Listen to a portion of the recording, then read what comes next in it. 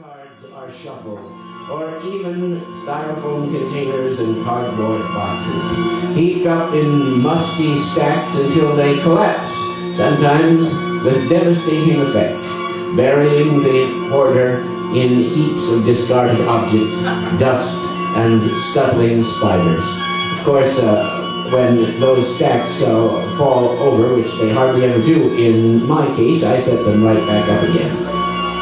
Because, for one thing, you have to assemble them so they have a center of gravity, and the top is over the bottom. You're going to tell people Otherwise, how to they will stack fall. books. I think we get it. Well, you run out of shelves, you have to stack them. Can I I don't know whether I answered this question sufficiently, but it's a fine line, it's a gray area, but a collection is carefully assembled to reflect an ethos.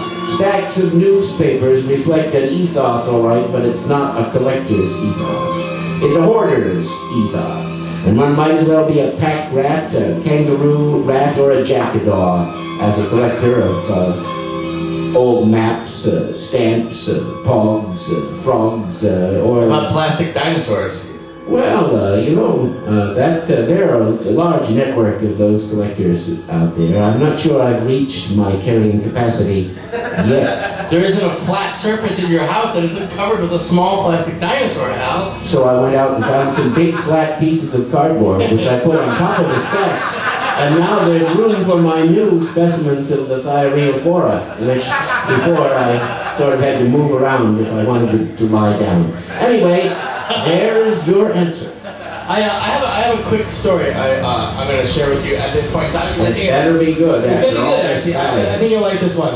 I was hooked up with a production agency. Well, I mean, a friend of mine got a job at a production agency, and he said, "Chicken, we need content. We're like looking for shows, and if you come up with an idea for a show, you know, we'll pay you a bunch of money, and there's a possibility that you can host it. It'll be good pay for you." And so this is about a year and a half ago, and I wrote a show called The King of Crap. It's a reality show, and here's how it works, right? We travel around the country, and we find people with giant piles of stuff, like giant acres and acres. Like there's these guys out in like Indiana and like Georgia and stuff that like have these giant piles of stuff that they've been collecting for rural areas, eh?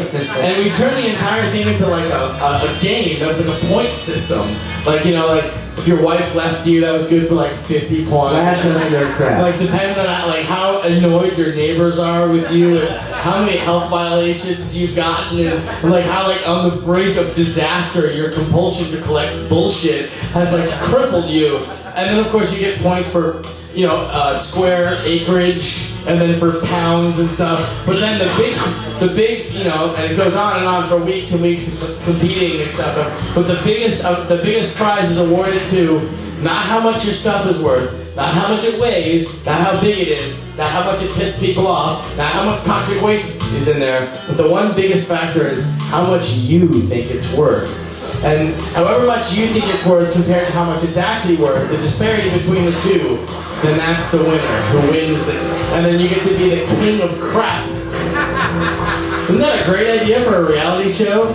If you get a trophy or a medal or something. No, what you get, if you win, free storage, they buy it from you for the amount that you think it's worth, and you get to be free of it.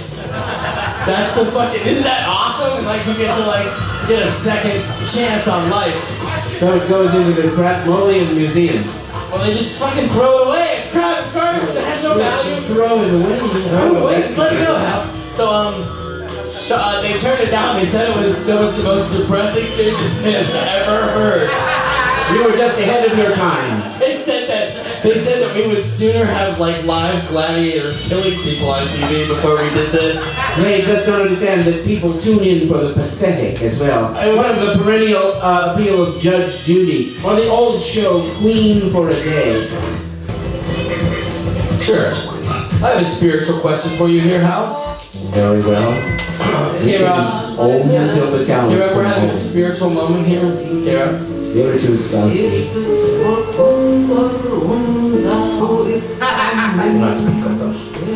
I have an unnatural fear of Buddhists. Buddhists? Yes. Does that mean I'm xenophobic? Hey! But not all Buddhists are Zen Buddhists. Not all Buddhists are.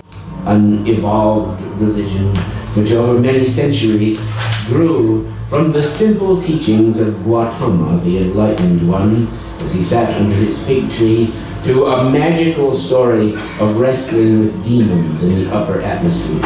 Of course, who am I to say it didn't happen? What's this crappy, what's this change here? Change is good. Yo, is falling over backwards a normal side effect of whippets? Well, I know it happened to you today, and the gravity overcame you. So down you went, and your head bounced off the floor here at the Chez Palais Gallery Cabaret.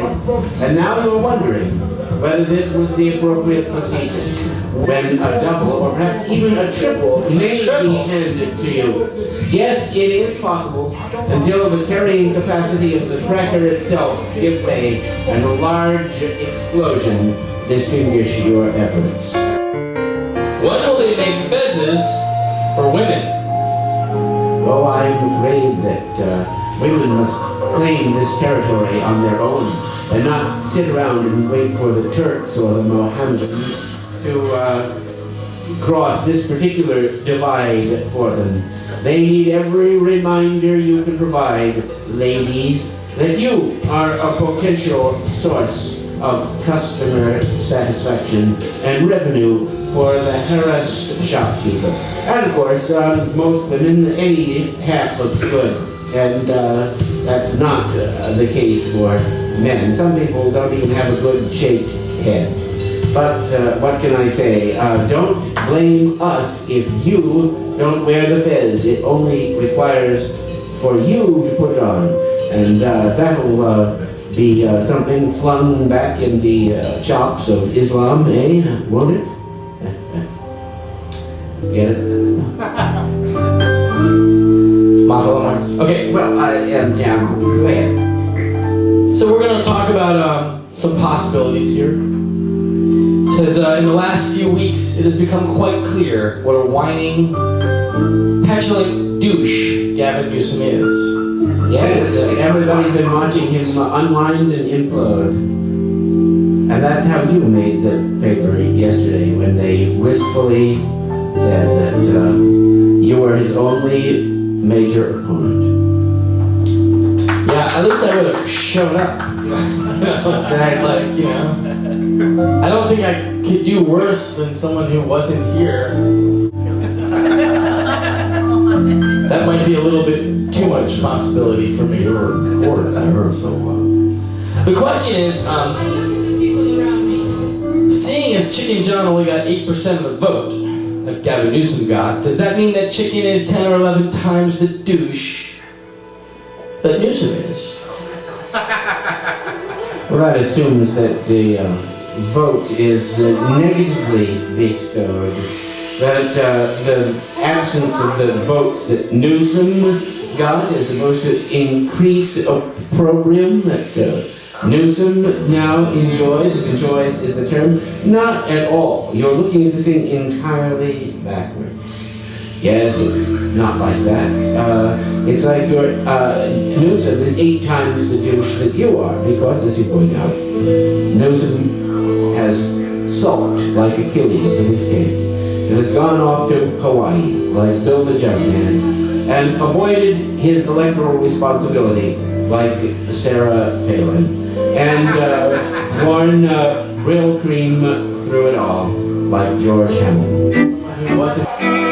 Well, I like to think that possibility has been deterred and avoided because he will not be our governor. And not in this election cycle. He's young, he can do it. The universe has now been cleared away of the Martian menace. Yes, now we can relax and breathe freely again. Our world is safe from the threat of invaders from Mars. Or is it? Well, actually they might have left a garrison. One never knows. It's underground. But in the fullness of time, that and everything else will turn to light. Time hath endless rarities and shows of all varieties. which revealeth all things in heaven, and maketh new discoveries on the green earth. In our little portion of the universe, unwanted visitors may come at any time and wipe their feet on our spanking clean bath mat. It is only up to us to prepare. Thank you.